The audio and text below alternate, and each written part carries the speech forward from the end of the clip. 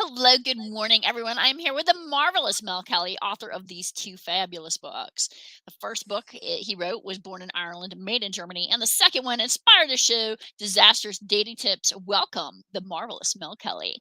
Hello, how are you all? I'm amazing to be here with the amazing Amy Hamilton, the amazing author of these amazing books, The Consummate Communicator and The Project Manager. It's an honor, a privilege to be here with you guys today. Looking forward to another great session here today. Mel, it's always happy when we have these shows together because I have no idea what crazy things you're going to actually say.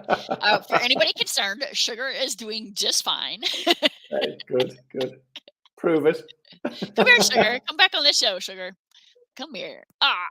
So for those who didn't listen last week, Sugar made his first cameo appearance on the show. Cameo, he's still alive. He's still alive and healthy. Okay, good. He is. He didn't get thrown off to Hair's the. looking a little bit wild. I think I gotta like. He didn't get sent off to the dog's home as you were threatening to do. Okay. What You were you were threatening. threatening to do? I was like, no. As a matter of fact, I would think I told you once that there was a guy, and he said, "Oh, I noticed you have a dog in your purse," and I was like, yeah. And he's like, "So what do you do when I travel?" And I'm like, "Oh, I take him with me everywhere." I'm like, "He's been like Milan and Paris and like Budapest," and the guy's like, "Your dog has been to more places than me, like past." And I was like, "Oh, okay." There you go. Your dog has been in more handbags than I have. I would hope so. But Mel, this didn't work out with this guy, right? Okay. And so I think the question is for all these guys and gals out there, like we date and we have like kind of a past. So the question and the topic for this show is, what is your advice on dating someone that's you've already dated before, like a retread, a do-over, if you will? Reset. A do-over, a doer-upper, a refurbishment. What do you want to call it? My goodness. Upcycling, isn't that the new one? Upcycling. Recycle, reuse and recycle. This is Exactly. environmentally friendly. Environmentally friendly, the reuse, Yeah. recycle, repackage and all that good stuff. So going back to exes, you're saying, Yes. is a good idea or a bad Should you idea? give it a second try, a third try? How many tries are too many tries? But we're gonna start with the second chance. Should you give someone that second try?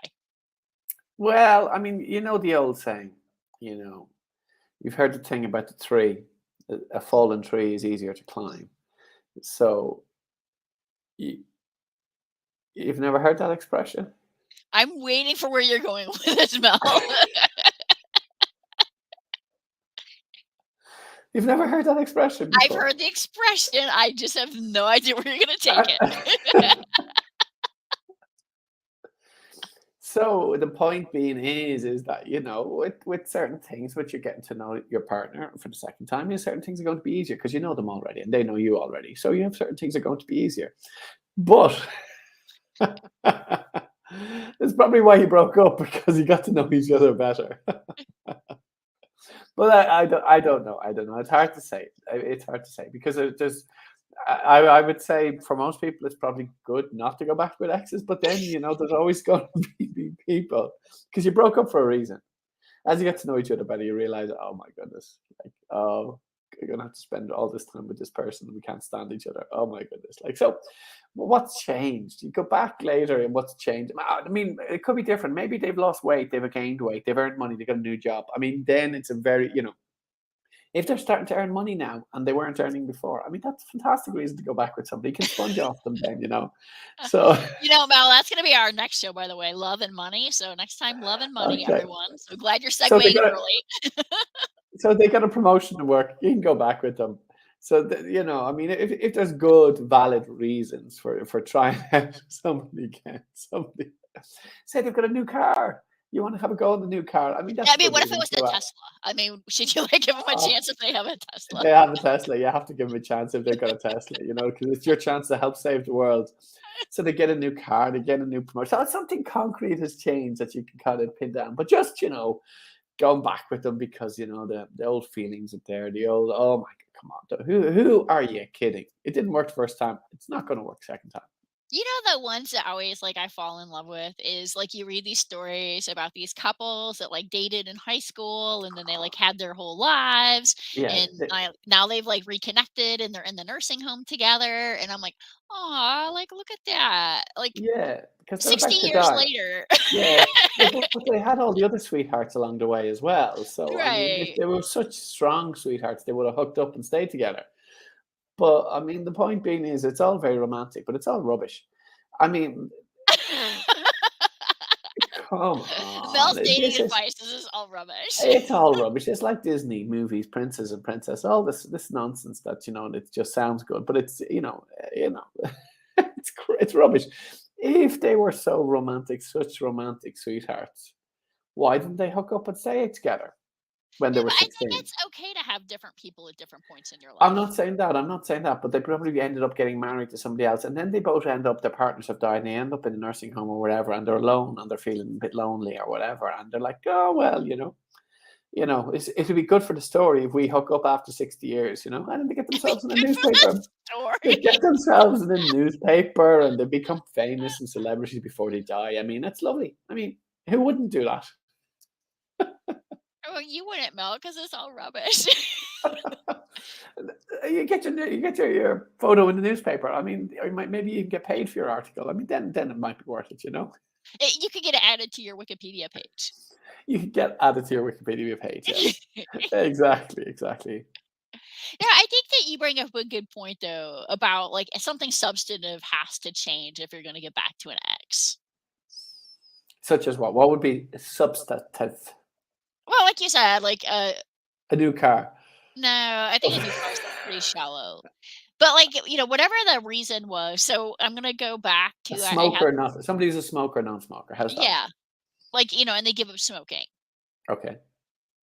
Or if they've really just like had a change in their life views, or like you said, maybe they were in a job and that job was making them miserable, and maybe the job made it so you were incompatible because they were like traveling all the time, and they decided like, oh, I really missed you, so like now I've made this change in my life and I've taken a new job where like I'll not travel as much.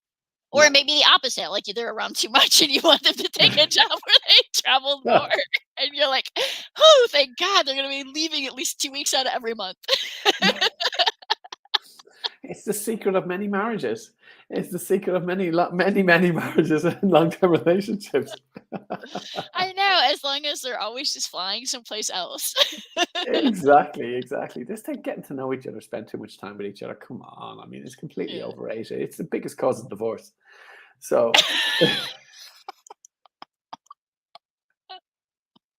Is that well, really people the biggest cause of divorce? yeah, Like, you're people just the making people up statistics. people yeah, it's like 73%. It's the people didn't see each other as often. They wouldn't get divorced as often. I mean, it's obvious. People get divorced because they annoy each other and get on each other's nerves and whatever. But if they saw each other less, there you go, problem solved. Okay, so Divorce give rate them is give them a chance by making sure that they get a job where you don't have to see them a lot. Or, exactly. Mel, back to our last show, like when we were talking about friends and family. Or was that the show before last? I get them all Okay, confused. But whichever, yeah. anyways, when we're talking about friends and family, like, so maybe like their whole family, like, moved to Tahiti. And so now they're like, you wouldn't have to like put up There you with your go. potential future mother-in-law and stuff like that. So now they're like much more viable. Exactly, exactly. Or they've moved to, I don't know, I don't know, Europe or somewhere, and then you think, oh, we can go on holidays to that person's place. I mean, even better. There You, you go. there you go. So, I mean, when things change, people change, circumstances change. I mean, remain open. Well, why do we need to have too many rules, too many restrictions? When, yeah, I mean, the sky's the limit here. I mean, but generally, like the thing is, and people say, oh, for example, he drinks too much or she drinks too much, but when we get back together the second time, he'll drink less. I mean, this is such rubbish. People are not going to change unless they really want to, themselves. Yeah, I think change is hard. I mean, I mean, and change is hard. Nobody wants to long-term change. sustained change. Because yeah, Change is like hard. every year I give up alcohol and caffeine for Lent, and then as soon as Okay. Lent's over, I'm like, okay, back to it. It's not like a permanent change. That's not gonna happen. Yeah. So by And the why way, do you? This is herbal tea. Well, why even give it up for Lent? Lent's quite long. I mean, what's it? It's 40 days. It's Yeah, 6, 7 weeks, actually. 6, 7 weeks. I mean, it's quite a long time. That's nearly 2 months. I Jesus. know.